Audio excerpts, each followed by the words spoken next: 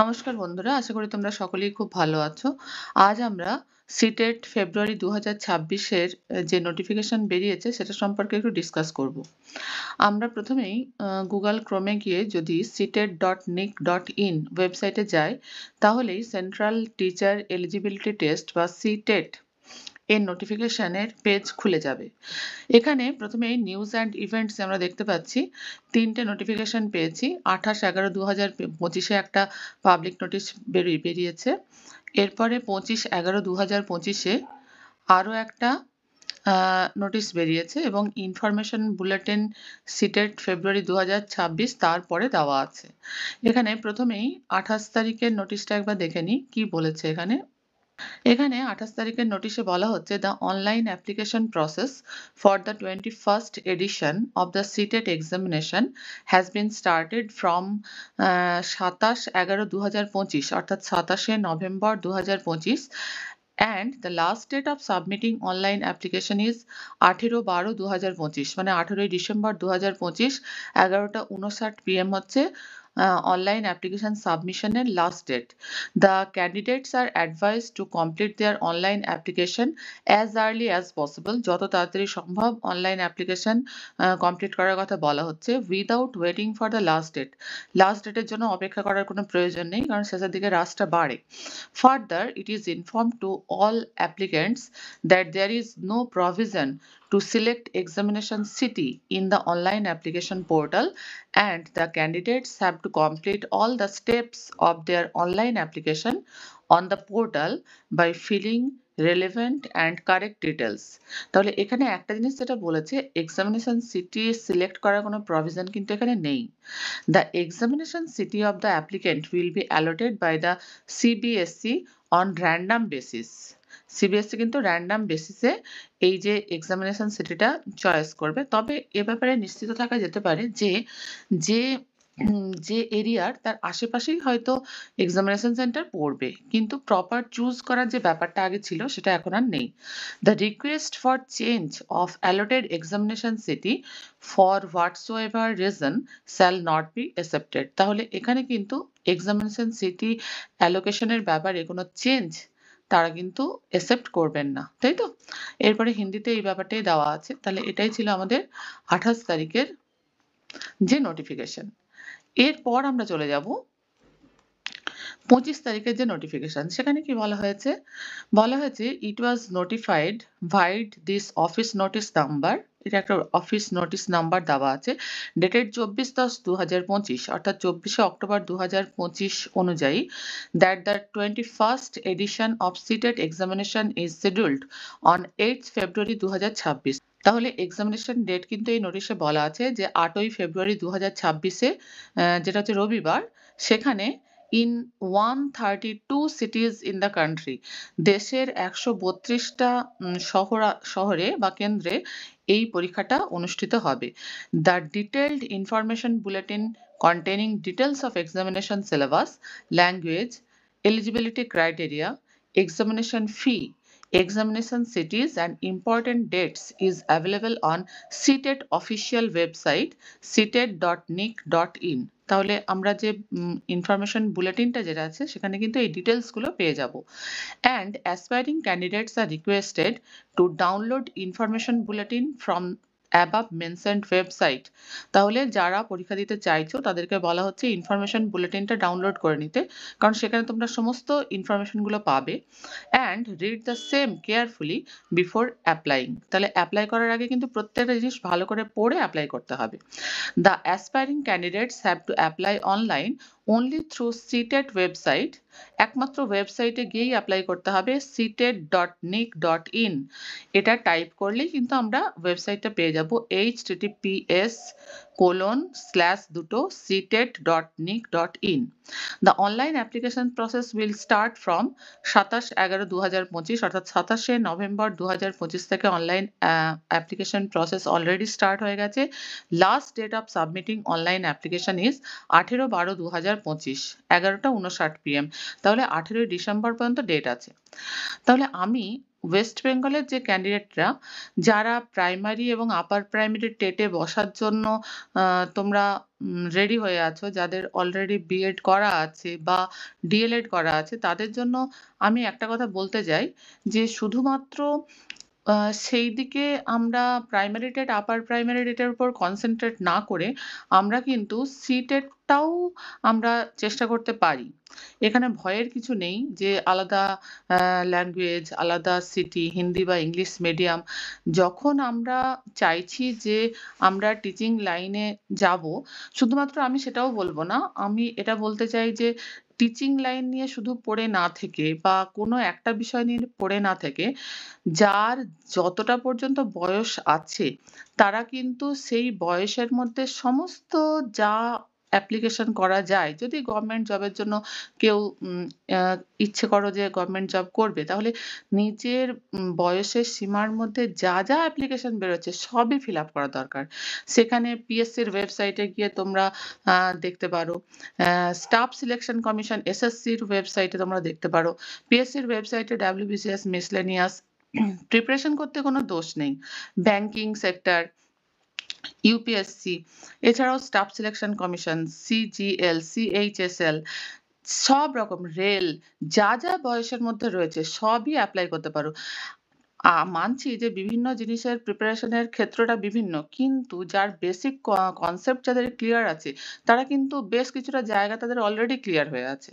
তো টিচিং লাইনে যেতে গেলে ঠিক আছে, সেখানে প্রাইমারি এবং আপার প্রাইমারি টেটের জন্য বসে না থেকে আমরা সেন্ট্রাল টেট, সি-টেট তো ফার্স্ট কোয়ালিফাই করতেই হয়।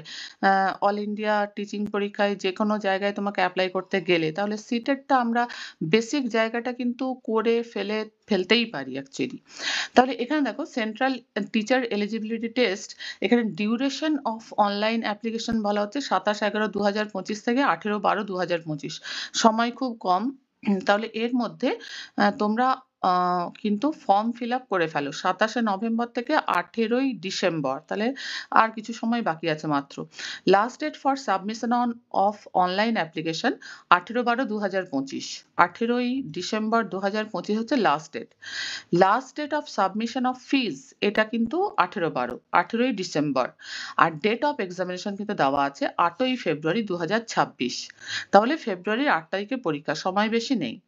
এখানে পেপার 2 হবে মর্নিং এ ৯:৩০ থেকে ১২টা পর্যন্ত সকালবেলা, এবং পেপার 1 হবে ইভিনিং এ ২:৩০ থেকে ৫টা পর্যন্ত। তাহলে সকালে পেপার 2 এবং বিকেলে পেপার 1। এবারে পেপার 1 এবং পেপার 2 এর সিলেবাসের মধ্যে যে খুব একটা বিশাল কিছু পার্থক্য আছে তা কিন্তু নয়। তো সিলেবাস ব্যাপারটা আমরা আলোচনা করছি, তার আগে তোমাদের সঠিকভাবে অ্যাপ্লিকেশন ফর্মটাকে ফিল আপ করতে হবে। সেটা করতে গেলে প্রথমেই কিন্তু ctet.nic.in এ যেতে হবে।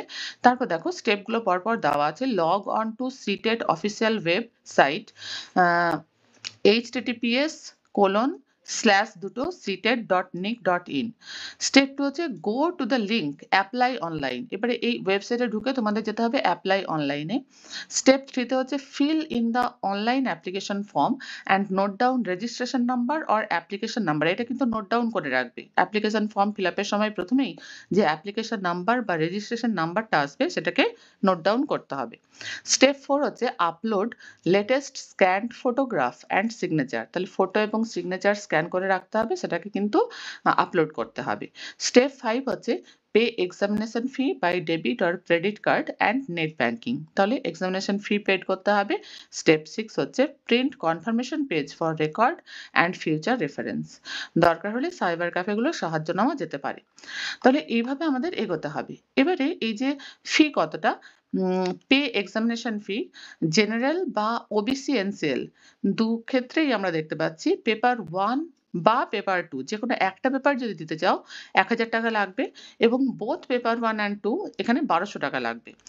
আমি বলবো যে যারা অলরেডি প্রিপারেশন বহুকাল ধরে নিয়ে এসেছো, তাদের ক্ষেত্রে বেসিক কনসেপ্ট ক্লিয়ার আছে। তারা যেকোনো জায়গা থেকে তোমরা প্রিপারেশন করতে পারো, কোনো অসুবিধা নেই। কিন্তু যারা নতুন, যাদের বেসিক কনসেপ্ট ক্লিয়ার নেই, তাদের আমি নিজের অভিজ্ঞতা থেকেই বলছি, হিন্দি বা ইংলিশে আমাদের টার্মগুলোর ক্ষেত্রে না কিছু আমাদের প্রবলেম হয়। বাংলার টার্ম, হিন্দির টার্ম আলাদা বা বাংলার টার্ম, ইংলিশের টার্ম আলাদা। টার্মগুলো যদি আমাদের কাছে ক্লিয়ার হয়, বিশেষ করে ওয়েস্ট বেঙ্গলের যে অ্যাসপিরেন্ট স্টুডেন্টদের ক্ষেত্রে আমি কথা বলছি, যে টার্মগুলো যদি বাংলাতে ক্লিয়ার হয়, বেসিক কনসেপ্টটা যদি বাংলাতে ক্লিয়ার হয়, তোমাদের না পরীক্ষাতে আনসার করতে খুবই সুবিধা হয়। ইংলিশ আমরা সকলেই পড়ে বুঝতে পারি, ভয় পাওয়ার কিছু নেই। ইংলিশ কোয়েশ্চেন পড়ে, ইংলিশ আর হিন্দিতে কোয়েশ্চেন হয়, তাহলে ইংরেজিতে কোয়েশ্চেন পড়ে বুঝে তোমাকে আনসারটা করতে হবে। বেসিক কনসেপ্ট যদি বাংলাতে ক্লিয়ার থাকে, আনসার করা কিন্তু অনেক সহজ হয়। এবং দেখো এখানে SC, ST, differently abled person তাদের ক্ষেত্রে পেপার 1 বা পেপার 2 যেকোনো একটাতে যদি পরীক্ষা দিতে হয় 500 টাকা লাগছে এবং বোথ পেপার 1 অ্যান্ড পেপার 2 600 টাকা লাগছে। তাহলে এক্ষেত্রে আমি সাজেস্ট করব যে দুটো পেপারই দিতে। কারণ পেপার 1 আর পেপার 2 এর সিলেবাসের মধ্যে তেমন যে বিশাল কিছু পার্থক্য তা কিন্তু নয়। শুধু সায়েন্স আর যেটা আমাদের সোশ্যাল সায়েন্স এটা পেপার 2 তে থাকে। আর পেপার 1, পেপার 2 সিলেবাস একই তাছাড়া। তাহলে আমাদের দুটো যদি বসতেই হয় সিটেট, আমরা দুটো পেপার কেন বসবো না, তাই তো? ১২০০ টাকা ফিস দিতে হচ্ছে, মাত্র ২০০ টাকা বেশি। তাহলে দুটো পেপারই বসো যারা প্রিপারেশন করছো। এবারে মোড অফ পেমেন্ট হচ্ছে অনলাইন মোডেই কিন্তু পেমেন্ট করতে হবে। তাহলে আমরা এই যে গোটাটা ভালো করে যদি আমরা দেখে নিই বা পড়ে নিই, তাহলে করেসপন্ডেন্স এর জন্য যদি কোনো সমস্যা হয় তাহলে কোথায় কনট্যাক্ট করতে হবে? Joint secretary, central teacher eligibility test unit, central board of secondary education, CBSE integrated office complex, sector 23, phase 1, Dwarka, new Delhi 110077। Contact নাম্বারও দেওয়া আছে 01124050477। ইমেলও করা যেতে পারে ctet.cbse@nic.in। তাহলে তোমরা এবার এখানে দেখো কনটেন্টস দেওয়া আছে। প্রত্যেকটা ব্যাপার background and rational, short title, definition, schedule of examination, mode of submission of application, eligibility, structure and content of CTET, প্রত্যেকটা জিনিস ডিটেলসে দেওয়া আছে। বুলেটিনটা ডাউনলোড করে ফর্ম ফিল আপ করার পর ডিটেলসে পড়ে একেবারে কিন্তু তোমাদের ঢুকে যেতে হবে প্রিপারেশনে। Language of the question paper, qualifying marks and award of CTET certificate, applicability, validity period of CTET certificate, examination center, e-admit card, procedure for conduct of examination, examination fee for central teacher eligibility test, verification of eligibility, furnishing of false, wrong or incorrect, inaccurate information, rechecking or evaluation, amnesis, certificate and mark statement, uh, weeding out rules, display of scanned copy of OMR answer sheet or answer key, legal jurisdiction, appendix 1 to 7। ডিটেলসে কিন্তু আলোচনা করা হয়েছে যে এই যে background and rational ক্ষেত্রে বলা হচ্ছে it would bring national standard and benchmark of teacher quality in the recruitment process. কেন সিটেট গুরুত্বপূর্ণ? প্রত্যেকটা আমাদের যেকোনো সেন্ট্রালি যেকোনো জায়গায় অ্যাপ্লাই করতে গেলে সিটেট কেন লাগে? কারণ এটা একটা ন্যাশনাল স্ট্যান্ডার্ড মেইনটেইন করে। It would include teacher education institutions and students from these institutions to further improve their performance standards। ৩ নম্বরে বলা হচ্ছে it would send a positive signal to all stakeholders that the government lays special emphasis on teacher quality। তাহলে teacher quality maintain করার ক্ষেত্রে CTET ভীষণ গুরুত্বপূর্ণ। কারণ সিটেটের মাধ্যমে আমরা কিন্তু কিভাবে প্রসেসটা মানে পেডাগজিটা কিন্তু খুব ভালো করে বুঝতে পারি। তাহলে এই জায়গাটা কিন্তু দরকার। সেইজন্যই সিটেট মাস্ট করা হয়েছে। এরপরে তোমরা এটা আমরা বললাম যে এক্সামিনেশন ডেট হচ্ছে ৮ই ফেব্রুয়ারি। পেপার 2 মর্নিং এ হবে ৯:৩০ থেকে ১২টা পর্যন্ত এবং পেপার 1 ইভিনিং এ হবে ২:৩০ থেকে সেকেন্ড হাফে ২:৩০ থেকে ৫টা পর্যন্ত।